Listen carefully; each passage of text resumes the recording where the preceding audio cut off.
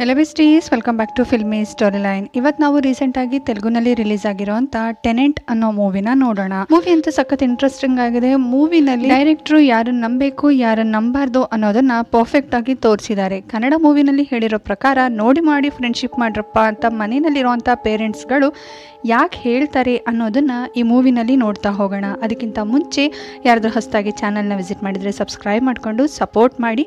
So ಇನ್ಯಾಕೆ ತಡ, ಬನ್ನಿ ವಿಡಿಯೋ ಸ್ಟಾರ್ಟ್ ಮಾಡೋಣ. Let's begin the video. Movie ಸ್ಟಾರ್ಟಿಂಗ್ನಲ್ಲಿ ನಾವು ನೋಡ್ತೀವಿ, ಈ ಚಿತ್ರದ ಮೇನ್ ಕ್ಯಾರೆಕ್ಟರ್ ಆದ ಗೌತಮ್. ಮನೆಯಿಂದ ಹೊರಟಂತ ಗೌತಮ್ ಒಂದು ದೊಡ್ಡ ಸೂಟ್ ಕೇಸ್ ತಗೊಂಡು ಕಾರ್ನಲ್ಲಿ 200ಗಿಂತ ಜಾಸ್ತಿ ಸ್ಪೀಡಲ್ಲಿ ಟೋಲ್ ಗೇಟ್ನ ಕ್ರಾಸ್ ಮಾಡಿಕೊಂಡು ಒಂದು ನಿರ್ಜನವಾಗಿರೋ ಪ್ಲೇಸಿಗೆ ಬರ್ತಾನೆ. ಬಂದಂಥವನು ಸೂಟ್ ಕೇಸ್ನ ತೆಗೆದು ಆಚೆ ಇಡ್ತಾನೆ. ಅದ್ರ ಜೊತೆಗೆ ತಂದಿರೋ ಅಂತ ಪೆಟ್ರೋಲ್ನೂ ಕೂಡ ಆ ಕಾರಿಂದ ಆಚೆ ತೆಗೆದು ಸೂಟ್ ಕೇಸಿನ ಸಮೇತವಾಗಿ ಅದಕ್ಕೆ ಬೆಂಕಿ ಹಾಕ್ತಾನೆ.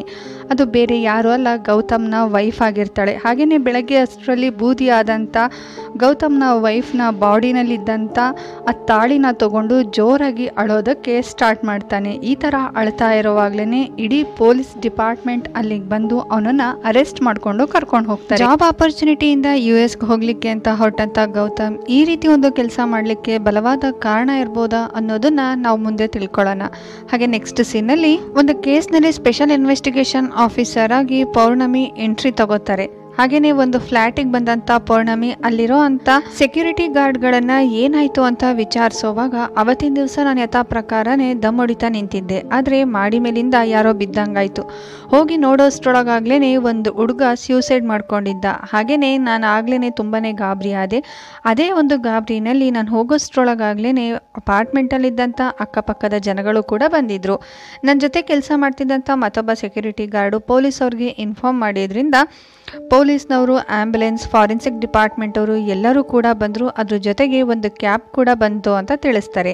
ಅದು ಯಾವ ಕ್ಯಾಬ್ ಅನ್ನೋದನ್ನ ನಾವು ಮುಂದೆ ತಿಳ್ಕೊಳ್ಳೋಣ. ಹಾಗೆ ನೆಕ್ಸ್ಟ್ ಸೀನಲ್ಲಿ ಹಾಗೇನೆ ಇದೇ ಪೌರ್ಣಮಿ ಆಫೀಸರೇನೆ ಗೌತಮ್ ಕೇಸ್ ಕೂಡ ಇನ್ವೆಸ್ಟಿಗೇಷನ್ ಮಾಡ್ತಾ ಇರ್ತಾರೆ. ಮೂವಿ ಸ್ಟಾರ್ಟಿಂಗ್ನಲ್ಲಿ ಅವ್ರ ಹೆಂಡತಿನ ಕೊಂದು ಸೂಟ್ ಕೇಸ್ಗೆ ಹಾಕೊಂಡು ಬಂದು ಸುಟ್ಟಿರೋದ್ರಿಂದ ಆ ರೀತಿ ಸುಡೋದಕ್ಕೆ ಬಲವಾದ ಕಾರಣ ಇರ್ಬೋದಲ್ವಾ ಏನು ಅಂತ ವಿಚಾರಿಸೋವಾಗ ಗೌತಮ್ ಅವರ ಒಂದು ಫ್ಲ್ಯಾಶ್ ಬ್ಯಾಕ್ನ ಹೇಳೋದಕ್ಕೆ ಸ್ಟಾರ್ಟ್ ಮಾಡ್ತಾರೆ. ಗೌತಮ್ಗೆ ಜಾಬ್ ಸಿಕ್ಕಿ 6 ವರ್ಷ ಆಗಿರುತ್ತೆ. ಮೊದಲನೇ ವರ್ಷದಲ್ಲಿ ವರ್ಕ್ ಪ್ರೆಷರಿಂದನೇ ಹೋಗಿರುತ್ತೆ. ಹಾಗೆಯೇ ಸೆಕೆಂಡ್ ಥರ್ಡ್ ಇಯರ್ ಆಗೋಷ್ಟ್ರೊಳಗಾಗ್ಲೇ ಮನೆಯಲ್ಲಿ ಮದುವೆ ಆಗುವಂಥ ಫೋರ್ಸ್ ಮಾಡ್ತಾರೆ. ಹಾಗೆ ಇದ್ದಕ್ಕಿದ್ದಂಗೆ ಗೌತಮ್ನ ಊರಿಗೆ ಕರ್ಸ್ಕೊಂಡಂಥ ಗೌತಮ್ನ ಪೇರೆಂಟ್ಸ್ ಸಂಧ್ಯಾನ್ ಜೊತೆಗೆ ಅದ್ಧೂರಿಯಾಗಿ ಮದುವೆನೂ ಕೂಡ ಮಾಡ್ತಾರೆ. ಹಾಗೆಯೇ ಗೌತಮ್ ಹಾಗೆ ಸಂಧ್ಯಾ ಇಬ್ಬರು ಕೂಡ ತುಂಬ ಖುಷಿಯಿಂದ ಅವರ ಮ್ಯಾರೇಜ್ ಲೈಫ್ನ ಕಳೀತಾ ಇರ್ತಾರೆ. ಹಾಗೆಯೇ ಸಂಧ್ಯಾಗೆ 5 ಸ್ಟಾರ್ ಚಾಕ್ಲೇಟ್ಸ್ ಅಂದರೆ ತುಂಬಾ ಇಷ್ಟ ಇರುತ್ತೆ ಅಂತ ಗೊತ್ತಾಗತ್ತೆ. ಹಾಗೆ ನೆಕ್ಸ್ಟ್ ಸೀನಲ್ಲಿ ಸಂಧ್ಯಾ ಅವ್ರ ಅಮ್ಮನಿಗೆ ಫೋನ್ ಮಾಡಿದಾಗ ಗೊತ್ತಾಗತ್ತೆ, ಈಗ ತಾನೇನೆ ಅವ್ರ ಹಸ್ಬೆಂಡಿಗೆ ಅಂದರೆ ಗೌತಮಿಗೆ ಪ್ರಮೋಷನ್ ಸಿಕ್ಕಿರತ್ತೆ. ಹಾಗೆಯೇ ಕಂಪ್ನಿ ಕಡೆಯಿಂದ ಅಮೆರಿಕಾಗೆ ಹೋಗುವಂಥ ಆಫರ್ ಕೂಡ ಇದೆ ಅಂತ. ಇದನ್ನು ಕೇಳಿಸ್ಕೊಂಡಂಥ ಸಂಧ್ಯಾ ತಾಯಿಗಂತೂ ತುಂಬಾ ಖುಷಿ ಆಗತ್ತೆ. ಹಾಗೆಯೇ ಪ್ರೆಸೆಂಟ್ನಲ್ಲಿ ಇನ್ಸ್ಪೆಕ್ಟರ್ ಪೌರ್ಣಮಿ ಗೌತಮ್ ಹತ್ರ ನಿಮ್ಮನೆ ಎದುರುಗಡೆನೆ ಇರೋಂಥ ರಿಷಿ ಅನ್ನೋ ಹುಡುಗ ಕೂಡ ಇವತ್ತು ಕೆಳಗಡೆ ಬಿದ್ದು ಸ್ಯೂಸೈಡ್ಗೆ ಟ್ರೈ ಮಾಡಿದ್ದಾನೆ. ಕರೆಕ್ಟಾಗಿ ನಿನ್ನ ಹೆಂಡತಿಗೆ ಬೆಂಕಿ ಇಡೋ ಅಂತ ಟೈಮ್ನಲ್ಲೇನೆ. ಈಗ ಅವನು ಸಾವು ಬದುಕಿನ ಮಧ್ಯೆ ಹೋರಾಡ್ತಾ ಇದ್ದಾನೆ ಅಂತ ಗೌತಮಿಗೆ ಹೇಳ್ದಂಥ ಪೌರ್ಣಮಿ ರಿಷಿನ ಒಂದ್ಸಲ ಕ್ರಾಸ್ ಚೆಕ್ ಮಾಡಲಿಕ್ಕೆ ಅಂತ ಹಾಸ್ಪಿಟಲಿಗೆ ಬರ್ತಾರೆ. ಆದರೆ ರಿಷಿ ಆಲ್ರೆಡಿ ಅನ್ಕಾನ್ಷಿಯಸ್ ಆಗಿದ್ರು ಕೂಡ ಪೌರ್ಣಮಿ ತುಂಬ ಕಷ್ಟಪಟ್ಟು ರಿಷಿಗೆ ಎಚ್ಚರ ಮಾಡಿಸೋದಕ್ಕೆ ಟ್ರೈ ಮಾಡ್ತಾಳೆ. ಹಾಗೆ ರಿಷಿ ಹೇಳೋದೇನು ಅಂತಂದ್ರೆ, ಎಚ್ಚರ ಆದಂಥ ರಿಷಿ ಫಸ್ಟ್ ಹೇಳೋದೆ ಶ್ರಾವಣಿ ಅನ್ನೋ ಹೆಸರನ್ನ. ಶ್ರಾವಣಿ ಅಂತಂದ್ರೆ ರಿಷಿ ಊರ್ನಲ್ಲಿರೋವಾಗ ಅವಳನ್ನ ತುಂಬಾನೇ ಪ್ರೀತಿಸ್ತಾ ಇರ್ತಾನೆ. ಈಗ ಕೆಲಸಕ್ಕೋಸ್ಕರ ಊರ್ ಬಿಟ್ಟು ಬಂದಿರ್ತಾನೆ. ಆದರೆ ಶ್ರಾವಣಿ ರಿಷಿಗೋಸ್ಕರ ಅವಳು ಕೂಡ ಊರ್ ಬಿಟ್ಟು ಬರೋ ಅಂತ ನಿರ್ಧಾರ ಮಾಡಿರ್ತಾಳೆ. ಆದರೆ ರಿಷಿ ಶ್ರಾವಣಿ ಫೋನ್ ಮಾಡಿದಾಗ, ನಾನು ಬಂದಿನ್ನೂ ಕೂಡ 1 ತಿಂಗಳು ಆಗಿಲ್ಲ, ನನ್ನ ಫ್ರೆಂಡ್ಸ್ ಆದಂಥ ರೋಹನ್, 6 ಸೆನ್ಸ್ ಹಾಗೇನೆ ಸ್ಯಾಂಡಿ ಅನ್ನೋರ ಜೊತೆಗೆ ರೂಮ್ ಶೇರ್ ಮಾಡಿದ್ದೀನಿ, ನೀನು ಇಷ್ಟು ಬೇಗ ಬಂದರೆ ಸರಿ ಹೋಗಲ್ಲ ಅಂತ ಹೇಳಿದ್ರು ಕೂಡ ಶ್ರಾವಣಿ ಕೇಳ್ದಾನೆ ಆಲ್ರೆಡಿ ನನ್ನ ಬಸ್ ಹತ್ತಾಗಿದೆ ಅಂತ ಹೇಳಿದ್ರಿಂದ ರಿಷಿ ಕೂಡ ಏನು ಮಾಡೋದಕ್ಕಾಗ್ದೇ ಸುಮ್ಮನಾಗ್ತಾನೆ. ಹಾಗೆಯೇ ರಿಷಿ ಫ್ರೆಂಡ್ಸ್ ಆದ ರೋಹನ್, 6 ಸೆನ್ಸ್ ಹಾಗೆ ಸ್ಯಾಂಡಿ 3 ಜನರು ಕೂಡ ರೂಮಿಗೆ ಬರೋವಾಗ ಆನ್ ದಿ ವೇನಲ್ಲಿ ಸಿಕ್ಕಂತ ಗೌತಮ್ ರೂಮ್ನ ರೋಹನ್ ನಾಕ್ ಮಾಡ್ತಾನೆ. ಹಾಗೇನೆ ಆಲ್ರೆಡಿ ಸಂಧ್ಯಾ ಸತ್ತೋಗಿರ್ತಾಳೆ. ಸೊ ಗೌತಮ್ ಅಲ್ಲಿಂದ ಬರೋವಾಗ ಒಂದು ಚಾಕುನು ಕೂಡ ಇಟ್ಕೊಂಡು ಬಂದು ಬಾಗಿಲು ತೆಗಿತಾನೆ. ಹಾಗೇನೆ ರೋಹನ್ ಹೇಳ್ತಾನೆ, ನೀವು US ಹೊರಡ್ತೀರಾ ಅಂತ ಗೊತ್ತಾಯ್ತು, ಯಾವಾಗ ಹೋಗ್ತೀರಾ ಅಂತ ಹೇಳೋವಾಗ ನೆಕ್ಸ್ಟ್ ಡೇ ಅಂತ ಗೌತಮ್ ಹೇಳಿ ಪುನಃ ಡೋರ್ ಲಾಕ್ ಮಾಡ್ಕೊಂಡು ಒಳಗಡೆ ಹೊರಟೋಗ್ತಾನೆ. ಹಾಗೇನೆ ರೂಮಿಗೆ ಬಂದಂಥ ರೋಹನನ್ನ ಅವನ ಫ್ರೆಂಡ್ಸು ಹೋಗ್ಬೇಡ ಅಂತಂದ್ರು ಕೂಡ ಹೋದ್ಯಾ ಅಂತ ಕೇಳೋವಾಗ ಗೌತಮ್ ಮುಖ ನೋಡ್ತಾ ಇದ್ರೆ ಯಾಕೋ ತುಂಬಾನೇ ಗಾಬರಿ ಆಗಿದ್ರು ಅನ್ಸುತ್ತೆ ಅಂತ ಹೇಳೋವಾಗ ರೋಹನ್ನ ಫ್ರೆಂಡ್ ಸಿಕ್ಸ್ ಸೆನ್ಸು ಏನು ನಡೆದಿರೋ ಹಾಗೆ ಹೇಳೋ ಅಂತ ಒಂದು ಸೆನ್ಸ್ ಇರುತ್ತೆ ಅವನಿಗೆ. ನನ್ಗನ್ಸೋ ಪ್ರಕಾರ ಅಂಕಲು ಆಂಟಿನ ಕೊಂದು ಚಾಕುನ ಬಚ್ಚಿಡ್ಕೊಂಡು ಬಂದು ಡೋರ್ ತೆಗೆದ್ರು ಅನ್ಸುತ್ತೆ ಅಂತ ಹೇಳ್ತಾನೆ, ಕಣ್ಣಾರೆ ಕಂಡಿರೋ ಥರ. ಹಾಗೇನೆ ನೆಕ್ಸ್ಟ್ ಸೀನಲ್ಲಿ ರಿಷಿ ಲವರ್ ಶ್ರಾವಣಿನ ತೋರಿಸ್ತಾರೆ. ಶ್ರಾವಣಿ ಆಲ್ರೆಡಿ ಅವ್ರ ಊರು ಬಿಟ್ಟು ರಿಷಿಗೋಸ್ಕರ ಬರ್ತಾ ಇರ್ತಾಳೆ. ಹಾಗೇನೆ ತನ್ನ ಫ್ಯಾಮಿಲಿ ಬಗ್ಗೆ ಯೋಚಿಸೋದಕ್ಕೂ ಕೂಡ ಸ್ಟಾರ್ಟ್ ಮಾಡ್ತಾಳೆ. ಶ್ರಾವಣಿಗೆ ಅಮ್ಮ ಇರೋದಿಲ್ಲ. ಶ್ರಾವಣಿಯ ತಂದೆಯ ತಂಗಿದಿರು ಅಂದರೆ ಶ್ರಾವಣಿಯ ಅತ್ತೆದೇರೇನೆ ಶ್ರಾವಣಿನ ತುಂಬ ಚೆನ್ನಾಗಿ ಸಾಕಿರ್ತಾರೆ. ಹಾಗೆ ಅವ್ರ 3 ಜನಕ್ಕೂ ಕೂಡ ಗಂಡು ಮಕ್ಳಿರುತ್ತೆ.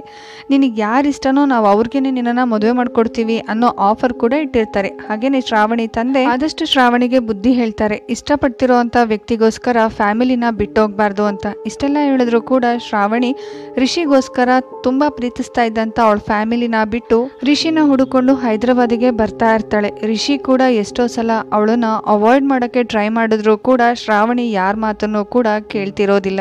ನೆಕ್ಸ್ಟ್ ಸೀನಲ್ಲಿ ರಿಷಿಯ ತಾಯಿ ರಿಷಿಗೆ ಫೋನ್ ಮಾಡ್ತಾರೆ. ಹಾಗೇನೆ ಶ್ರಾವಣಿ ತಂದೆ ಅವ್ರ ಮನೆಗೆ ಹೋಗಿ ಆದಷ್ಟು ನಿಮ್ಮ ಮಗನಿಗೆ ಬುದ್ಧಿ ಹೇಳಿ, ಇಫ್ ಇನ್ ಕೇಸ್ ಏನಾದರೂ ಕೊನೆಗೂ ಕೂಡ ನನ್ನ ಮಗಳು ನನ್ನ ಮಾತನ್ನ ಕೇಳದೇ ಇದ್ರೆ ಏನೂ ಮಾಡೋಕ್ಕಾಗೋದಿಲ್ಲ, ಅಕ್ಷತೆ ಕಾಳಾಕಿ ಆಶೀರ್ವಾದ ಮಾಡ್ತೀನಿ, ಅವಳು ಖುಷಿನೇ ನನ್ನ ಖುಷಿ, ಒಂದ್ಸಲ ನಿಮ್ಮ ಮಗನ ಜೊತೆನೂ ಕೂಡ ಮಾತಾಡಿ ಅಂತ ಹೇಳಿ ಹೋಗಿರ್ತಾರೆ.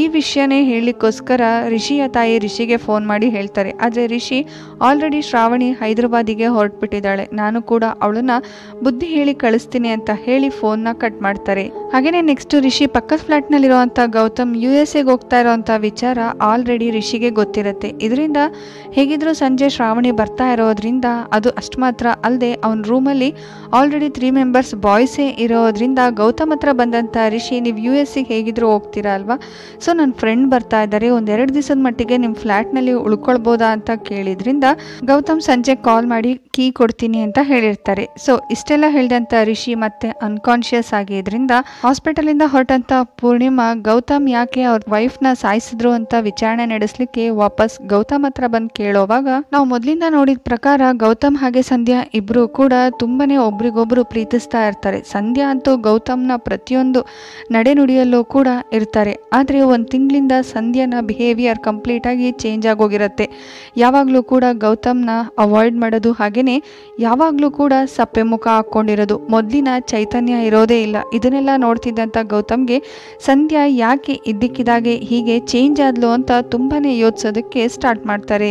ಎಮರ್ಜೆನ್ಸಿ ಇದೆ ಅಂತ ಪೂರ್ಣಿಮಾಗೆ ಕಾಲ್ ಬಂದಿದ್ರಿಂದ ಆಗ್ಲೇನೆ ರಿಷಿ ನೋಡ್ಲಿಕ್ಕೆ ಅಂತ ಹಾಸ್ಪಿಟಲ್ಗೆ ಬರೋಷ್ಟ್ರೊಳಗಾಗ್ಲೇನೆ ರಿಷಿ ಹಾಗೆ ಶ್ರಾವಣಿ ಪೇರೆಂಟ್ಸ್ ಇಬ್ರು ಕೂಡ ಅಲ್ಲಿಗೆ ಬಂದಿರ್ತಾರೆ. ಸೊ ರಿಷಿನ ನೋಡಿದಂಥ ಪೂರ್ಣಿಮಾ ಯಾಕೆ ಟ್ರೀಟ್ಮೆಂಟ್ಗೆ ಕೋಆಪರೇಟ್ ಮಾಡ್ತಿಲ್ಲ ಅಂತ ಕೇಳೋವಾಗ ಆ ಒಂದು ಕ್ಷಣ ಎಲ್ಲದನ್ನು ಕೂಡ ಬದಲಾಯಿಸ್ತು.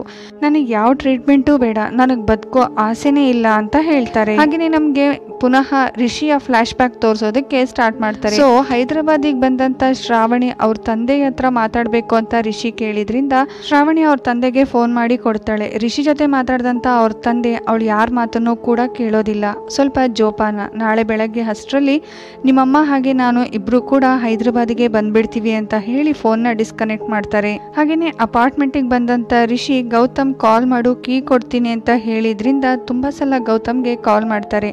ಆದರೆ ಗೌತಮ್ ಸಂಧ್ಯಾ ಬಾಡಿ ತಗೊಂಡು ಹೋಗುವಂಥ ಟೆನ್ಷನಲ್ಲಿ ಇದ್ದಿದ್ದರಿಂದ ರಿಷಿ ಎಷ್ಟೇ ಸಲ ಫೋನ್ ಮಾಡಿದ್ರೂ ಕೂಡ ಗೌತಮ್ ರಿಸೀವ್ ಮಾಡೋದೇ ಇಲ್ಲ. ಸೊ ರಿಷಿಗೆ ಬೇರೆ ದಾರಿ ಇಲ್ದೇ ಅವ್ರ 3 ಜನ ಫ್ರೆಂಡ್ಸ್ ಇದ್ದಂಥ ಆ ಫ್ಲ್ಯಾಟಿಗೆ ಕರ್ಕೊಂಡು ಹೋಗ್ತಾರೆ. ಅಲ್ಲಿಗೆ ಹೋಗೋಷ್ಟ್ರೊಳಗಾಗ್ಲೇ ಮತ್ತಿಬ್ಬರು ಫ್ರೆಂಡ್ಸ್ ಕೂಡ ಜಾಯ್ನ್ ಆಗಿರ್ತಾರೆ, ಕಾವ್ಯ ಹಾಗೆ ಮೇಘನ. ಕಾವ್ಯ, ಮೇಘನ ಹಾಗೇನೆ ರೋಹನ್, ಸಿಕ್ಸ್ ಸೆನ್ಸ್, ಸ್ಯಾಂಡಿ ಇವ್ರ 5 ಜನರು ಕೂಡ ಫಸ್ಟಿಂದನೂ ಫ್ರೆಂಡ್ಸ್ ಆಗಿರ್ತಾರೆ. ಈಗ 1 ಮಂತಿಂದ ರಿಷಿ ಫ್ರೆಂಡ್ ಆಗಿರ್ತಾನೆ.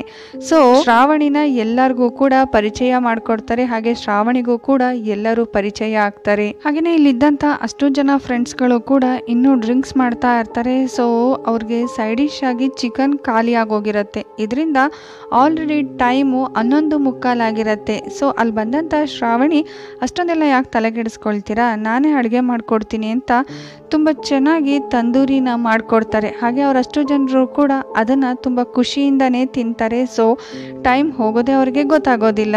ನೆಕ್ಸ್ಟ್ ಸೀನಲ್ಲಿ ನಮಗೆ ಗೌತಮ್ನ ತೋರಿಸ್ತಾರೆ. ಗೌತಮ್ ಹೇಳೋ ಪ್ರಕಾರ ಸಂಧ್ಯಾ ಈ ರೀತಿ ಇರೋದು ಗೌತಮ್ಗೆ ತುಂಬಾನೇ ತಲೆ ಕೆಡ್ತಾ ಇರತ್ತೆ. ಸಂಧ್ಯಾಗೆ ಏನಾಗಿದೆ ಅಂತ ಅವಳು ಯಾವಾಗಲೂ ಕೂಡ ಅಳು ರೀತಿನೇ ಇರ್ತಾಳೆ ಅಂತ ಗೌತಮ್ ತುಂಬಾನೇ ಯೋಚಿಸೋದಕ್ಕೆ ಸ್ಟಾರ್ಟ್ ಮಾಡಿರ್ತಾನೆ.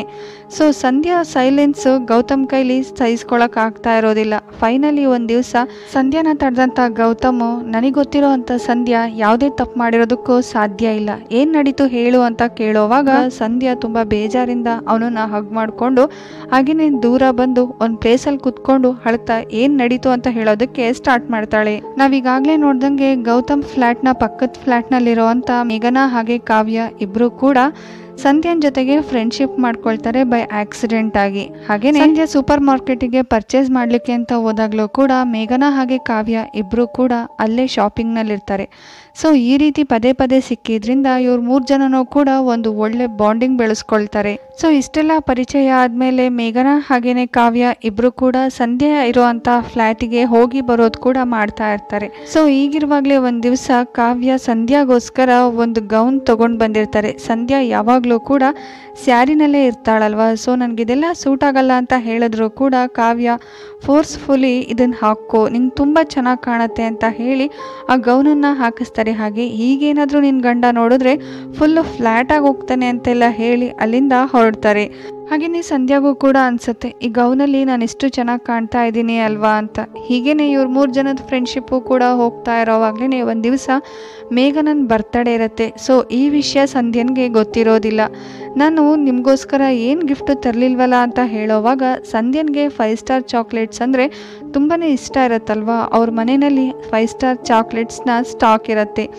ಸೊ ಇದನ್ನ ಅಬ್ಸರ್ವ್ ಮಾಡಿದಂಥ ಕಾವ್ಯ, ನೀನೇನು ಗಿಫ್ಟ್ ಕೊಡೋದೇನು ಬೇಡ, ಮೇಘನನ್ಗೆ 5 ಸ್ಟಾರ್ ಒಂದು ಚಾಕ್ಲೇಟ್ ಕೊಡು ಸಾಕು ಅಂತ ಹೇಳಿ ಅವಳು ಕೈಯಾರೆ ಮೇಘನನ್ಗೆ ಒಂದು ಚಾಕ್ಲೇಟ್ ಕೊಡಿಸ್ತಾಳೆ. ಅದಾದ್ಮೇಲೆ ಚಾಕ್ಲೇಟ್ ಬೌಲ್ನ ಅದೇ ಪ್ಲೇಸ್ನಲ್ಲಿ ಇಟ್ಟಂತ ಕಾವ್ಯ ಹಾಗೇನೆ ಅವಳಿಗೋಸ್ಕರ ಹಾಗೆ ಸಂಧ್ಯಾನ್ಗೋಸ್ಕರನೂ ಕೂಡ ಒಂದು ಚಾಕ್ಲೇಟ್ ತಗೊಂಡು ಬಂದು ಅವ್ರಿಗೆ 3 ಜನರು ಕೂಡ 5 ಸ್ಟಾರ್ ಚಾಕ್ಲೇಟ್ನ ತಿನ್ನೋದಕ್ಕೆ ಸ್ಟಾರ್ಟ್ ಮಾಡ್ತಾರೆ. ಸೊ ಮಿನಿ ಪಾರ್ಟಿ ತರ ಮಾಡಿ ಮೇಘನಾ ಹಾಗೆ ಕಾವ್ಯ ಇಬ್ರು ಕೂಡ ಮನೆಯಿಂದ ಹೊರಟು ಬಿಡ್ತಾರೆ. ಅವ್ರಿಬ್ರು ಕೂಡ ಹೊರಗಡೆ ಕಳಿಸ್ಕೊಡ್ಲಿಕ್ಕೆ ಅಂತ ಬಂದಂತ ಸಂಧ್ಯಾಗೆ ಒಂದ್ ರೀತಿ ತಲೆ ತಿರ್ಗೋದಕ್ಕೆ ಸ್ಟಾರ್ಟ್ ಆಗತ್ತೆ.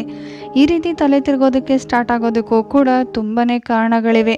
ಬೇರೆ ಏನೂ ಅಲ್ಲ, ಪಕ್ಕದ ಫ್ಲ್ಯಾಟ್ನಲ್ಲಿರುವಂಥ ರೋಹನ್. ಇಷ್ಟು ಪ್ಲ್ಯಾನ್ ಮಾಡಿದ್ದು ಕೂಡ ರೋಹನ್ನೇ. ಸಂಧ್ಯಾ ಹಾಗೆ ಗೌತಮ್ ಇಬ್ಬರು ಕೂಡ ಹೊಸದಾಗಿ ಮದುವೆ ಆಗಿರ್ತಾರೆ. ಹಾಗೆಯೇ ಹೊಸದಾಗಿ ಆ ಫ್ಲ್ಯಾಟಿಗೆ ಬಂದಿರ್ತಾರೆ. ಸಂಧ್ಯಾನ ನೋಡಿದಂಥ ಕಾವ್ಯ ಹಾಗೆ ಮೇಘನಾ ಇಬ್ಬರು ಕೂಡ ಸಂಧ್ಯಾ ಅದೆಷ್ಟು ಸುಂದರವಾಗಿದ್ದಾಳೆ ಅಂತ ಮಾತಾಡ್ಕೊಳ್ತಾ ಇರ್ತಾರೆ. ಪಕ್ಕದಲ್ಲೇ ಕೂತಿದ್ದಂಥ ರೋಹನ್ ಅವ್ರು ಮಾತಾಡ್ತಿದ್ದದನ್ನ ಕೇಳಿಸ್ಕೊಂಡು ಯಾವಾಗಲೂ ಕೂಡ ಸಂಧ್ಯಾನ ಫಾಲೋ ಮಾಡೋದಕ್ಕೆ ಸ್ಟಾರ್ಟ್ ಮಾಡ್ತಾನೆ. ಅವಳೆಲ್ಲೇ ಹೋದರೂ ಕೂಡ ಅವಳ ಮೇಲೆ ಒಂದು ಕಣ್ಣಿಟ್ಟಿರ್ತಾನೆ. ಹಾಗೆಯೇ ಇವರಿಬ್ರಿಗೂ ಕೂಡ ಸಂಧ್ಯಾನ್ ಜೊತೆ ಫ್ರೆಂಡ್ಶಿಪ್ ಮಾಡ್ಕೊಳ್ಳಿಕ್ಕೆ ರೋಹನ್ನೇ ಹೇಳಿರ್ತಾನೆ. ಸೊ ರೋಹನ್ ಮಾತಿನ ಪ್ರಕಾರ ಪಾಪ ಸಂಧ್ಯಾನ ಗುಗ್ಗು ಮಾಡಿ ಅವಳನ್ನ ಇವರಿಬ್ರು ಕೂಡ ಅನ್ಎಕ್ಸ್ಪೆಕ್ಟೆಡ್ ಆಗಿರೋ ತರ ಫ್ರೆಂಡ್ಶಿಪ್ ಮಾಡ್ಕೊಂಡಿರ್ತಾರೆ. ಸಂಧ್ಯಾನಿಗೆ 5 ಸ್ಟಾರ್ ಚಾಕ್ಲೇಟ್ಸ್ ಅಂದ್ರೆ ಇಷ್ಟ ಅಂತ ಆಲ್ರೆಡಿ ಇವರಿಬ್ರಿಗೂ ಕೂಡ ಗೊತ್ತಿರೋದ್ರಿಂದ ಮೇಘನನ್ ಬರ್ತಡೆಯ ನೆಪ ಮಾಡ್ಕೊಂಡು ಅವ್ರ ಮನೆಗೆ ಬಂದು ಅವಳು ತಿಂತಾ ಇದ್ದಂತ 5 ಸ್ಟಾರ್ ಚಾಕ್ಲೇಟ್ಸ್ಗೆ ಆಲ್ರೆಡಿ ಒಂದ್ ರೀತಿ ಮತ್ ಬರೋ ಅಂತದನ್ನ ಮಿಕ್ಸ್ ಮಾಡ್ತಾರೆ. ಹಾಗೇನೆ ಸಂಧ್ಯಾಗೆ ಗೊತ್ತಿಲ್ದಂಗೆ ಇವ್ರು ತಂದಿರೋ ಅಂತ ಚಾಕ್ಲೇಟ್ನ ಸಂಧ್ಯಾ ತಿನ್ನೋ ಹಾಗೆ ಮಾಡ್ತಾರೆ. ಸೊ ಸಂಧ್ಯಾ ಈ ರೀತಿ ಮತ್ನಲ್ಲಿರೋವಾಗ್ಲೇನೆ ಆ ಮನೆಗೆ ಬಂದಂತ ರೋಹನ್ ಸಂಧ್ಯಾನ್ ಮೇಲೆ ಅಮಾನತ್ತಾಗಿ ಅಮಾನವೀಯ ಕೃತ್ಯನ ಎಸಗ್ತಾನೆ. ಅಷ್ಟು ಮಾತ್ರ ಅಲ್ಲದೆ, ಈಗ ಆಗಿದ್ದೇನು ದೊಡ್ಡ ವಿಷಯ ಏನಲ್ಲ, ನಿನ್ ಲೈಫ್ ನಲ್ಲಿ ಇವತ್ತಿನ ಡೇಟನ್ನ ತೆಗ್ದಾಕ್ಬಿಡು, ಇನ್ ಮುಂದೆ ನಿನ್ ಗಂಡನ ಜೊತೆಗೆ ಸಂತೋಷವಾಗಿರು ಅಂತ ಹೇಳಿ ಅಲ್ಲಿಂದ ಹೊರಟೋಗ್ಬಿಡ್ತಾನೆ. ಸೊ ಈ ವಿಷಯಕ್ಕೋಸ್ಕರನೇ ಸಂಧ್ಯಾ ಪ್ರತಿ ದಿವಸನೂ ಕೂಡ ಕೊರಗ್ತಾ ಇರ್ತಾಳೆ. ಸೊ ಇಷ್ಟು ವಿಷಯನೂ ಕೂಡ ಗೌತಮ್ ಇವಾಗ ಇನ್ಸ್ಪೆಕ್ಟರ್ ಪೌರ್ಣಿಮಾ ಹತ್ರ ಹೇಳಿ ಮುಗಿಸಿರ್ತಾರೆ. ಈಗ ಪೌರ್ಣಿಮಾ ಅವತ್ತಿನ ದಿವಸ ರಿಷಿ ಮನೆಯಲ್ಲಿ ಏನ್ ನಡೀತು ಅನ್ನೋದನ್ನ ಯೋಚಿಸೋದಕ್ಕೆ ಸ್ಟಾರ್ಟ್ ಮಾಡ್ತಾರೆ. ಆಲ್ರೆಡಿ ನಾವು ರೋಹನ್ಗೆ ಎಂಥ ಬುದ್ಧಿ ಇದೆ ಅನ್ನೋದನ್ನ ನೋಡಿದೀವಿ. ಒಂದು ಕಿರಾತಕ ನೀಚ ಬುದ್ಧಿ ಇರೋಂಥ ರೋಹನ್ ಇರೋಂಥ ಮನೆಗೆ ಇವಾಗ ಶ್ರಾವಣಿ ಬಂದಿರ್ತಾಳೆ.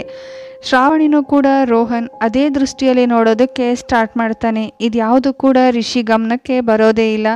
ಶ್ರಾವಣಿನೂ ಕೂಡ ತುಂಬ ಖುಷಿಯಿಂದನೇ ಅವರೆಲ್ರಿಗೂ ಕೂಡ ಅಡುಗೆ ಮಾಡಿ ಬಡಿಸಿರ್ತಾಳೆ. ಸೊ ಈ ರೀತಿಯೆಲ್ಲ ಮುಗಿದ್ಮೇಲೆ ಶ್ರಾವಣಿ ಹಾಗೇನೆ ರಿಷಿ ಇಬ್ರು ಕೂಡ ರೂಮ್ನಲ್ಲಿ ಇರೋವಾಗ ರೂಮ್ ಡೋರ್ನ ನಾಕ್ ಮಾಡಿದಂಥ ರೋಹನ್ ರಿಷಿ ಹತ್ರ ಆಚೆ ಬಾ ಅಂತ ಹೇಳ್ತಾನೆ.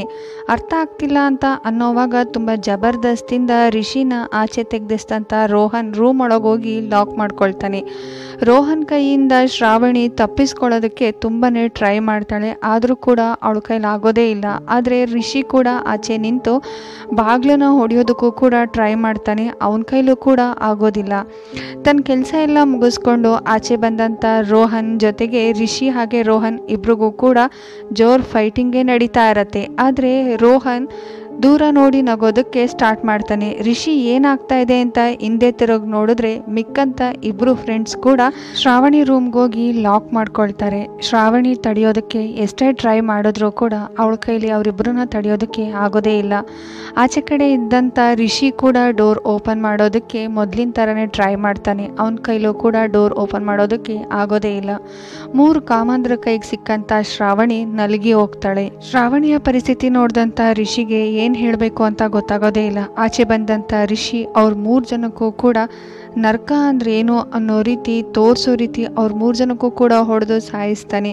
ಈ ರೀತಿ ಫೈಟಿಂಗ್ ನಡೀತಾ ಇರುವಾಗ್ಲೇನೆ ಆ ಮನೆಯಲ್ಲಿ ಸ್ಟೇ ಆಗಿದ್ದಂಥ ಇಬ್ರು ಹುಡುಗಿರು ಕೂಡ ಮನೆಯಿಂದ ಆಚೆ ಓಡಿ ಹೊರಟೋಗ್ತಾರೆ. ಆಗ್ಲೇನೆ ಅಲ್ಲಿಗೆ ಬಂದಂಥ ಶ್ರಾವಣಿನ ನೋಡ್ದಂಥ ರಿಷಿ ಎದುರುಬೇಡ ಶ್ರಾವಣಿ ಅಂತ ಹೇಳೋವಾಗ ಶ್ರಾವಣಿ ತುಂಬ ಬೇಜಾರಿಂದ ನೀ ಹೇಳ್ದೆ ಬರಬೇಡ ಅಂತ, ನಿನ್ನ ಮಾತನ್ನ ಕೇಳಲಿಲ್ಲ, ನಮ್ಮ ಅಪ್ಪನೂ ಕೂಡ ಹೇಳಿದ್ರು ಹೋಗಬೇಡ ಅಂತ, ಅವ್ರ ಮಾತನ್ನೂ ಕೂಡ ಕೇಳಲಿಲ್ಲ ಅಂತ ಹೇಳ್ತಾ ಇರ್ತಾಳೆ. ಇದನ್ನು ಕೇಳಿಸ್ಕೊಂಡಂಥ ರಿಷಿ ನನಗೆ ಬೆಂಗಳೂರಿನಲ್ಲಿ ಪ್ಲೇಸ್ಮೆಂಟ್ ಆಗೋದಿದೆ, ಇದನ್ನೆಲ್ಲ ಮರೆತುಬಿಡು, ನಾವಿಬ್ಬರು ಅಲ್ಲಿಗೆ ಹೋಗಿ ಖುಷಿಯಾಗಿರೋಣ, ಹಾಗೆಯೇ ನಮ್ಮ ಜೊತೆಗೆ ನಮ್ಮ ಅಮ್ಮನೂ ಕೂಡ ಕರ್ಕೊಂಡು ಹೋಗೋಣ ಅಂತ ಹೇಳ್ತಾ ಇರುವಾಗಲೇ ಶ್ರಾವಣಿ ಏನೊಂದು ಮಾತಾಡ್ದೇ ಅದೇ ಬಿಲ್ಡಿಂಗಿನ ಮೇಲಿಂದ ಬೀಳ್ತಾಳೆ. ಅವಳು ಬೀಳ್ತಾ ಇದ್ದಂಗೆ ಅವಳಿಂದೇನೆ ರಿಷಿನೂ ಕೂಡ ಬಿಲ್ಡಿಂಗಿಂದ ಮೇಲ್ಗಡೆ ಬೀಳ್ತಾನೆ. ಆಗ್ಲೇ ಸೆಕ್ಯೂರಿಟಿ ಗಾರ್ಡ್ಸ್ ಹಾಗೆಯೇ ಅಪಾರ್ಟ್ಮೆಂಟಲ್ಲಿ ಇದ್ದಂಥ ಜನಗಳು, ಆ್ಯಂಬುಲೆನ್ಸ್, ಹಾಗೆ ಈ ಮೊದಲೇ ಹೇಳ್ದಂಗೆ ಆ ಕ್ಯಾಬ್ ಬೇರೆ ಯಾವುದೂ ಅಲ್ಲ ಶ್ರಾವಣಿಯ ತಂದೆ ಹಾಗೆಯೇ ರಿಷಿಯ ತಾಯಿ ಆಗಿರ್ತಾರೆ.